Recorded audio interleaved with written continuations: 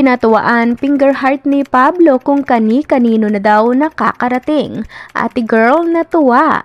Sana hindi na lang kita tinuruan mag finger heart kung sino-sino na dyan binibigyan mo. Nakakatuwa ngang basahin ang isang komento ng isang netizen na ito dahil matapos siyang kiligin nang mapanood ang video ni Pinunong Pablo kung saan makikita nga sa video na tila may kinakausap itong supporter habang nakaupo sa loob ng wish bus. Sa video nga makikita ang binata na napaka-cute na nakatingin sa kanyang mga taga-suporta.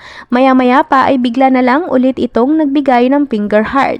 Pansin kay Pau ang katuwaan pagtapos niyang gawin ang bagay na ito dahil sa kanyang nakaka-inlove na mga ngiti na tila may halong kilig pa umano ito. Ayon sa komento, every time daw na nakikita niya si Pau, imposible na hindi ka rin mangingiti dahil sa kanyang angking gwapong karisma. Samantala, masaya namang nagpasalamat din ang taong binigyan ng heart finger umano dahil tila hindi siya makapaniwala na makukunan ng video ang ginawang ito ni Pablo sa kanya. Saad nito, binabasa daw ni Pinuno ang banner niya sa kanyang cellphone. Kaya naman walang paglagyan ang kasiyahan at pasasalamat niya nang makita ang video na ito. Wala daw umano siyang kasama that time kaya walang nagvi-video sa kanya.